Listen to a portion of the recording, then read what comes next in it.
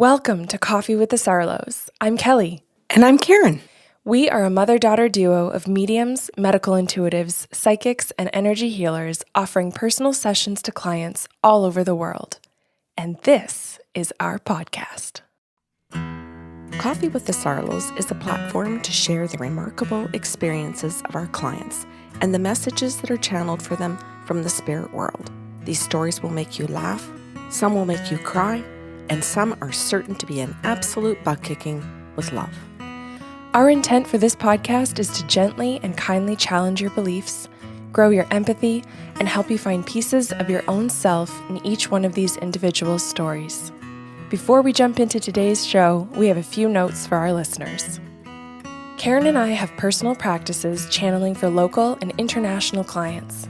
If the stories in these shows is something you'd like to experience, you can request your own personal session through our website, bysarlo.com. We also have gift certificates available if you wish to gift this experience to someone anywhere in the world. We have a second podcast series called Sips of Sanity. This series is your emotional and intuitive intelligence toolkit. We pick one topic every month and provide you with healthy tools for critical thinking and communication. This series airs the first week of every month. The first show is free and can be found on our website, your favorite podcast platform, or YouTube. The full series can be found on patreon.com/bysarlo. Patreon is our membership portal with a ton of monthly benefits for those of you seeking to grow your emotional and intuitive intelligence. Karen has a personal blog that explores the beauty and importance of intuitive gifts. There's a question and answer segment that addresses listeners' questions. As we mentioned, you can find the complete Sips of Sanity series here, along with handy habit trackers and great reflective questions to help you get the most from the shows. We provide you with guided journeys and music to enrich that experience, and we're running an emotionally intelligent, interactive book club. And for patrons in our top tier, each month we're putting your names into a draw for a free half-hour channeling session with Karen or myself. If you're interested in joining us, head over to patreon.com/bysarlo. Now, on to the show. Good morning, Kelly. Good morning. I'm ready to go. Same. This is going to be, I think this is a tearjerker today. Oh. I meant to bring the box of Kleenex. You know, you should do a better job as a business partner telling me when I need to wear waterproof mascara. Sorry. Putting my formal request in right now. Okay. It's too late, so I will apologize. We'll see if this comes true or not. But okay, so this is done. This session is done over Zoom, and it is with a group of people. And I'm not going to ask you for all the names up front because it's just going to be too complicated for me and too complicated for the listeners. So I have 2 men and 2 women in 4 each in their own quadrants, not all together in one space. So zooming from different places, if people are wondering what that means by quadrants. Right. And thank you for explaining that. And I am told at the very beginning by one of the females that they are looking for their mom. And that's all they want. And that I can't remember, I think it was like an hour-long session, and that they're just looking to connect with mom. Now, they don't tell me if she's passed, if she's in a coma, if she's alive, if they can't find her. And I point that out because there are lots of different reasons people say, can you tell us what you get about my mother? Mm-hmm. And I know that some of our regular listeners will go, show about medium, which you and I can't assume. Show by mediums. Yeah. But we can't assume that because this could be a missing mom. Like, there's just so many different things this could be. So I asked the spirit world, I said, where's mom? Who's mom? Like, tell me something. And she came in right away and she said, I just passed. She says, this is medium. She says, I am a recent crossing. And I said recent because for me, recent means within 6 months. Mm-hmm. And I said, so 6 months? And she goes, oh, yes, even sooner. Mm. And I said, would it be within the last month or 2? And she goes, oh, yeah. And I said, oh, holy crumb. I said, how are you doing on the other side first? And she goes, I'm really good. She said, I passed younger than I ever thought I was going to die on earth. I thought I was going to live to be 90 and an old lady, and I was aiming for that. And I said, how are you aiming for that? What were you doing? And she says, well, I was like really with it, Karen. She says, like, I worked out, I ate well, I was proactive about my health. She says, I was very well aware of emotional intelligence. I was researching. If somebody said something or it sparked my interest, I got on everything. She's super engaged. Yes. And I said, okay, did you apply that to your children? Because this is giving me personality. And she says, you bet I did. She says, I was all about engaging and connecting to my children. And I said, okay, where's your husband? And she says, he's alive. I said, okay, when you died, were you still married to him? No, we had divorced years ago, and it was a clean divorce. I wanted nothing to do with him. He was an abuser. I left. I walked away. And she says, I didn't want to go back to figure any of that out. The kids could do what they wanted. She says, I didn't badmouth him, but she says, I certainly did my best to educate them and let them make their own decisions. But I believed that my children could make better decisions about their father once they were healthy adults. And I'm not their therapist, so I wasn't trying to provide therapy. Oh, Mom. She says, I was just trying to say, there's a book. And some of them took it and some of them did not. And she says, so I learned about boundaries. And I said, okay, this is a lot. So I can use all of that. And she goes, well, she says, I want to tell you about my passing. And I said, okay. I said, what do I need to know? And she says, well, it was very quick. I know I'm also saying that I just passed recently. She says, but it was quick. And I said, oh, was this like an accident? What occurred? And she said, no, I was sick. And I said, what kind of duration for sickness? Because everybody wants those particulars.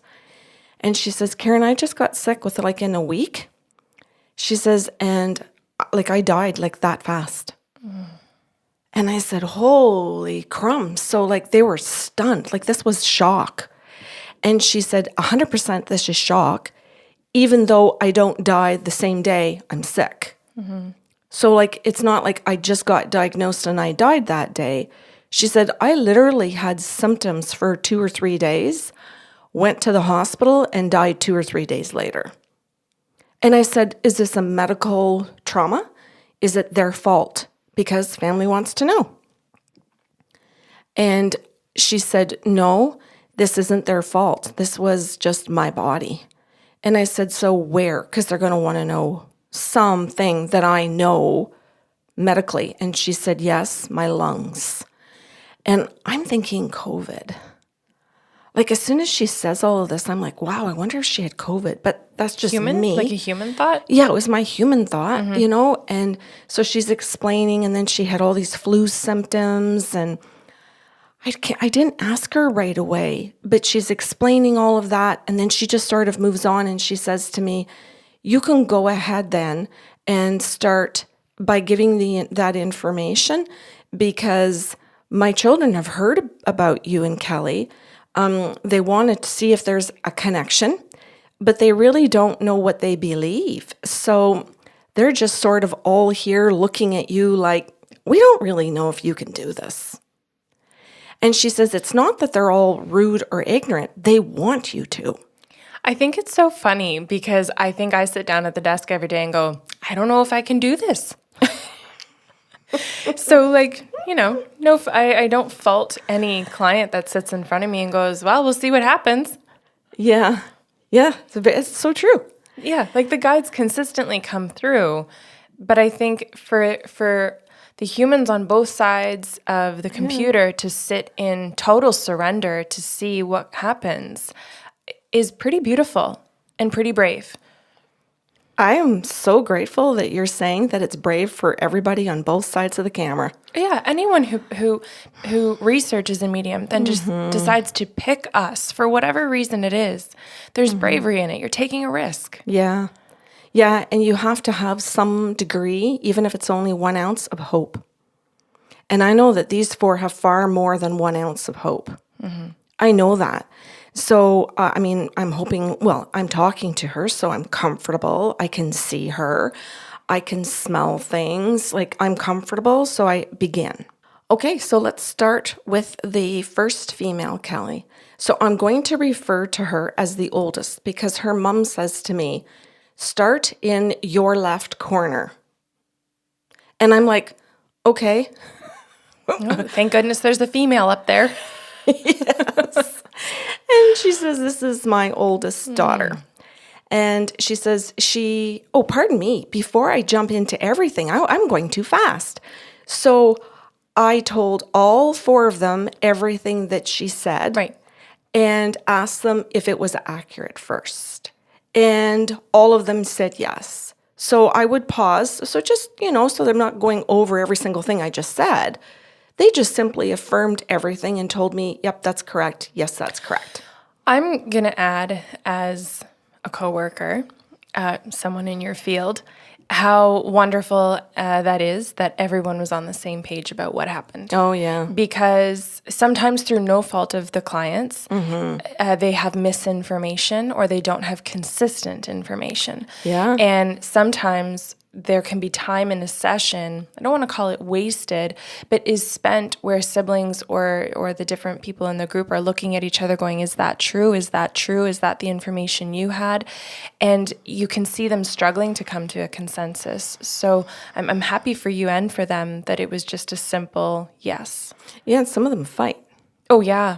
Like sometimes there's a good 10, 15 minutes in a session that's eaten up by the people participating, fighting amongst each other. Yeah, even with some denying the information that they all consistently have, but some don't want to believe. Yeah.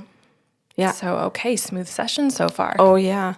So then she said, go to her oldest daughter in the top left corner. And do you want to give her a name, Kelly? I will do Mila. So I asked Mila what she wanted, and she said, oh, we're all here. She says, just to get whatever messages Mom wants to give us.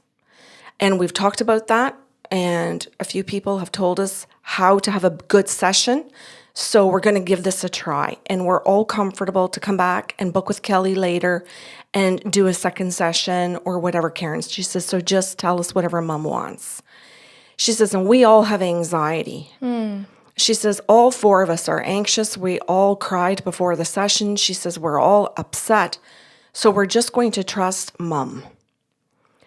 And so I said to Mom, okay, show is yours, girl. You go. Whatever you tell me, whatever senses I can use for you so that you can communicate with your four children, I am here. I will do my best. Go. And so she says to me, well, my oldest lives overseas. She's not calling in from anywhere where you are in Canada, in North America. She's overseas, Karen. And I said, oh, okay. Now, does it matter where? And she goes, no, it doesn't matter where. She's not going to make you say that. Go continue. But that's a good validation. So she says she's overseas. And when she found out that I was sick was the day her youngest brother drove me to the hospital. And he literally called and said, I just dropped Mom off at Emerge and wasn't allowed in with her. And so he called his siblings because he was scared. And she says, this is the first time that my daughter heard that there was just anything wrong with me. I was just Mom, healthy, just talking to her every day. And she says, there were only a couple of days, and then her brother called to say that I had died. So she is in shock. And she says, I want to say to her that I know that for those 2 to 3 days that I was in the hospital, that she called every day to try to speak to me. She says she called her brother, her two brothers, and her sister, and that every day she would say to me, now, come on, Mom, and just talk to her in her mind. And she says on the last day, earlier before her brother called to say Mom passed away, she says to her mom on the phone, because she called into the hospital and they had them, I guess, like on a speaker phone. So her mom is conscious? No. Ah, okay. No, her mom was not conscious. She says that my oldest daughter said to me, Mom, I just found out I'm pregnant. So she says, I want my daughter to know I heard you, sweetie.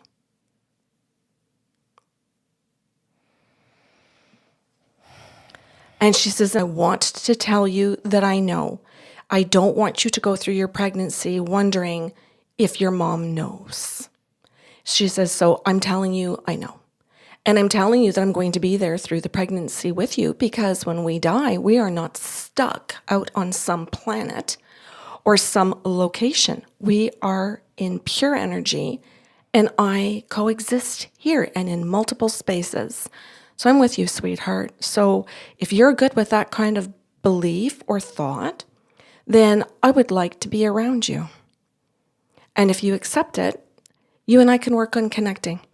And she goes, and tell her that that was the purpose of my life after I left my husband, was to connect to everybody. She tried to connect to her ex-husband, and he just wasn't having it. So once she left him, it was, nope, I'm living my life for me, and I want to connect to everything that I can. So she says to her daughter, you and I can connect. We can figure this out. Lovely. She was all about creating a process and figuring things out. So she says, you just tell her, I will figure this out. So I told her that, and she said, Karen, I told my mom I was pregnant. She said, I'm so relieved. She says, I just got goosebumps. I just don't know what to say, how to tell you how this makes me feel. To know my mom heard me, even though she was unconscious, and I had no idea that that was the day that she would die, the day that I told her, Mom, I'm pregnant. So she says, thank you. She says, I'm happy to know that. So Kelly, what would you like to name her oldest son? Milo. So she turns to Milo and she says, okay, Milo. She says, you have to tell this son that I know that he's in healthcare. This son is a physician, and he's not in the hospital that I was in. He's not in the same city, but he was close enough that he could have come to see me, but he couldn't. He thought that I was just in the hospital and that eventually he'd get to me. Then she says that by the time he put his papers in to say that his mom was sick and in a different city in this hospital, that his association would not permit him the 2 weeks that it would require for him to go and visit her and come back and be able to go back to work to see his own patients, to do his own surgeries. And that they just could not afford for him to have those 2 weeks. And so he had to make that choice, but they were like pretty much saying to him, we're saying no. So if you're going to go against that, then you're going to have some difficulty here. You know, this pisses me off because it's just like people are dispensable. Yeah. But the funny thing is that you're telling me he's a surgeon. Yeah. If you really had your wits about you, and this is no offense to Milo, I would have heard, we can't afford to lose you. Yeah. Well, guess what? I'll be back in 2 weeks. Yeah. And I'm going to go because you're going to need me then. Like, I think people forget sometimes that they have leverage. Yeah. You've got a beautiful point, and I hope listeners heard it. If you're that short-staffed and you need to leave to see your mother who's sick, and they just keep reiterating the short-staffedness, it's not going to change in 2 weeks. When you reapply, aren't they going to love that there's a resume? Mm-hmm. So then she says to him that he has been filled with guilt. Mm-hmm. And that he's been filled with remorse, and that he's angry being a doctor. He's angry at his group. He's angry at surgery. He's angry, and that he's struggling with his anger. Yeah. How do you go stitch people up with love and care when you're furious that it's the very thing that took you away from your mother? Mm-hmm. And then she said, she says, I just want him to know that I know that he did everything he could do, that he thought he could do. Mm-hmm. And again, you make a decision And then he's trying to do what he can within making that decision, thinking this is what's best for my patients. Mom will be fine. Mom will come out. I'll be able to go see her after once she leaves and I get something organized here to do a leave. He's really trying to create a process and just doesn't have the time to get through one. And ultimately, in this human experience, no knowledge that this doesn't actually allow for a long process. Yeah, that's right. You don't know how rushed you need to be. And that's what she says. You just did what you could with what you knew in that moment. Stop playing the game of, if I had done this differently, I could have left. I could have seen Mom. I could have been there. Maybe it would have changed if I had been there. I'm a physician. I'm a surgeon. This is my mother. And she said, that's enough. That's enough. You did what you could with what you knew at that time. I love you. I still am connected to you. And then she says, now for facts, because you'll want the facts. He's married and he has 3 boys. And he's a surgeon and he does heart surgery. And I'm like, oh, holy, okay, thank you. So then I offered him all of the soft information first about his choices, his decision, the feelings around it, which are still facts. But the other stuff is just cold, hard facts. You're married, you've got 3 kids, and so on. And so he just sat there and she said, look, she said, I'm not angry. I'm not disappointed. My status and what you guys know of me is that whatever it is in this moment, we deal with it. And that's exactly what we're going to continue to do. Or we'll lose our connection and our love for each other. And I'm not willing to lose love and connection to you guys. I'm just not. She's rock solid, eh? Okay. So now we're moving to her youngest daughter. And what would you like to name her? I'm going to go with Mina. Okay. So she says, let's talk to Mina, Karen. She says, so Mina got in the car and said to the people at work, my mom's sick. See ya. And they all went, okay, bye. Best case scenario. Yes. Do what you got to do. See you when we see ya. Let us know you're alive when you arrive. And so she got in her car with her dog and she drove to see her mom. When her brother called the first day and said, Mom's sick. And she went, not a problem. Want to be there with Mom. I can swing this. It's all good at work. I can come into town and work from where I'm at Mom's place. This is good. So she says, and Mom has a home with, I think it's called a cabin, or like there's a second, there's a second little place on the property that's got like a kitchen, a bedroom, bathroom. Yeah, I'm going to go with cabin as a definition because it's not a house. It's all one floor kind of a thing. Okay, so she knows that she can come and that she can stay there and that because of COVID, she can still sit outside and that they can visit, they can go for walks, they can garden, they just have to keep outside kind of thing. So she's like, this is all planned. She was happy with it. She gets in to see her mom. She goes to the hospital and she's not allowed in. And she says, but I traveled to see my mom. No, you're definitely not allowed in. Yeah, but doesn't think that way. Yeah. She thinks the exact opposite, which is our old way of thinking before COVID. And so she sits in the parking lot and goes, why didn't I think this? Why did I do this? Why did I drive here? She's like, I didn't think any of this through. But she realizes, oh God, I was just panicked. Why did I behave like this? Oh, Mina, I feel you. Yeah. And so she sits there and she calls her siblings and goes, why did I do this? I'm dumbfounded about my actions. Her older sister kind of is like, oh, don't worry about it. And you're here and just enjoy what you can. And you can hang out with our youngest brother. It's all good. He'll need you, blah, blah. Well, she calls her oldest brother, who's the surgeon, stuck. And he's like, that's what I want to do. I'm so happy you did. I'm so happy you're there. Be there for both of us.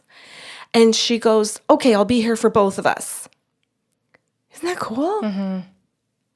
I love how they think with each other as a unit. So she decides to go to the lake with her dog in the car. And she decides that she's going to sit at the lake each day that her mom's in the hospital until they hear what's going on. And that she's going to go with her cup of coffee, sit at the lake, and she's just going to talk to her mom. She's just going to journal things, and then she's going to open up her laptop and do some work. So I said to Mom, how long does she keep that up for, by the way? Just as a fact. And she goes, after I died, she says she goes back to the lake with the dog. She goes, and she does it until she actually has to leave after the funeral. She says she does it all the time. I said, well, wait. I said, when she goes back to her own city, is there a lake there? And she goes, there is. But she doesn't go to the lake. She goes to this river that's behind her house. And I said, okay. So that's specific information. I can say how long she did it for, and that she ends up changing that, and she's changing the body of water. And she goes, yeah. So then I tell her second daughter, her youngest daughter, I'm sorry, Kelly, what did you name her? Mina. She tells Mina exactly what Mina did. And she goes, Mina, sweetie, you did everything that you could. You just did what you could, just like your oldest brother, just like your oldest sister. You just did what I taught each one of you to do, to think as clearly as you can and do what you can and then reassess. And she says, so I want you to know that I was with you at the water listening when I was in the hospital in spirit. And then after I died, still in spirit. Just a little bit more in spirit. That's lovely. Yeah. Then she moves on and she says, now let's go talk to my baby. So Kelly, what do you want to name him? Manny. So she says, okay, Manny. She says, you're the problem. So I said, what do you mean? And she goes, well, she says, Manny and I were living together. And she says, he was in my home. And she's not in the cabin, in the house. We had been living together. And she says, she says, Manny would not do some nice things to me. And I would forgive him too soon. And she says, no, we had just had a squabble. And once again, I was forgiving him too soon.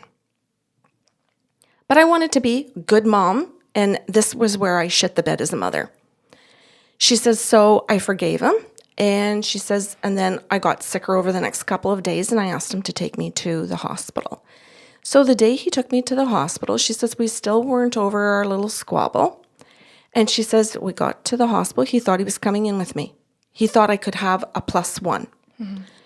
So she says, he took me to the doors and we weren't allowed in. Or he wasn't, pardon me. I was allowed in, he was not. And I turned to him and I said, Manny, I love you, honey. And we will work this out when I get home. We work everything out. She says, but the important thing is I love you. And so off she walked in. And he got in his car and sat in the parking lot. And I said, what happened when he sat in the parking lot, to his mom? And she goes, well, he sat in the parking lot and he called his brothers and sisters in a panic. And I said, why a panic? Like, were you that sick at that point? And she goes, oh, I was quite sick at that point. And she says, but we didn't know that it was fatal. We didn't know what it was. And so I said, could you tell me, did you have COVID? And she says, no, I didn't. I said, okay. She says, it was something viral. And she says, I just said those things to him, went into the hospital. And she says, I want him to know this, that I am sorry that I did not hold him more accountable and that I wish I had not forgiven him so quickly all the time because he didn't individuate and become an adult like his other 3 siblings. So sometimes he feels a little bit left out in the family because he doesn't have the same skills as them. But I do want to say that as much as that is the truth, that in many other ways he did do as much as he could and the best that he could, given the skill set he was given. But his skill set was a little bit shorter than the other kids. And I thought because he was the youngest and we were living together that I had a little bit more time. I thought I had more time to get to him. And she says, so now I'm recognizing that because I thought I had more time, that we were living together, that he was the youngest, that I wasn't trying as hard. And she says, so now I have to sit here and say that I'm sorry about that I'm responsible for this. And I want my other children to hear my apology to him. I want them to know this is also on me. So she said all of that to Manny. The other three didn't really totally know that, but saw his behavior from time to time. They just didn't know it was to that degree. So some of it seemed like somewhat of a surprise by their faces on the screen. But I have to hand it to them, Kelly. They were all quiet and just listened to it. Mm-hmm. And she said to them at the very end, all 4 of you cared for me. All 4 of you loved me. All 4 of you did what you could with the tools that you had. And I'm saying it's enough. I'm calling it enough. I am, not you. You don't get to judge whether it was enough or not. I am. It was my life. And do you accept the call? Because if you do, then each of you can sit in that space and say, okay, Mom, thanks, and move forward. Not totally move through and you're done grief. We're not talking about being done a grieving process, but we're talking about being done with some Part of the process. Yeah. Some of the stuff that could make it hard and sluggish and depressing. That's wonderful. Yeah. And I'm so glad they chose a group session and were so kind and respectful to one another, as well as their mom. Mm-hmm. Doesn't sound like they did any interrupting. They didn't. Or challenging. They didn't. It was absolutely beautiful. And I thought, what? What a family. Yeah. And you can clearly see that she's worked on this family since her divorce. Mm-hmm. And I thought that was also remarkable, that this woman chose to leave a partner to say, I want to recreate the relationships, the connection, the individuality, the separating from each other, and then the way that we actually connect to each other in a healthy way. And let's go get the tools, and then I'm going to share them. You know, this is such an important podcast because so many people are still of a mindset, I can't break the family.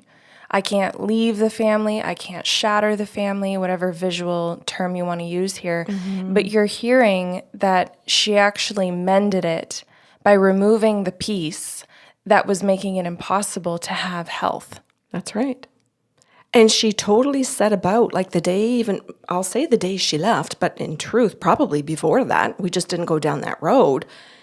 But she had to have worked on that in order to come to that decision that I'm leaving, and that I'm going to take my relationships with my children and I'm going to recreate what family means for me and my kids. Yeah. And their spouses and my grandchildren. She left with direction. Mm-hmm. She didn't just leave and let panic consume her and anxiety and what ifs consume her. She left with a clear direction of what she wanted, as you mentioned, to create. And then she worked her ass off to do it. Mm-hmm. She didn't just take a picture of a happy family and put it on a vision board and say, that's what I want, but not do every little single bit of work to have it. Mm-hmm.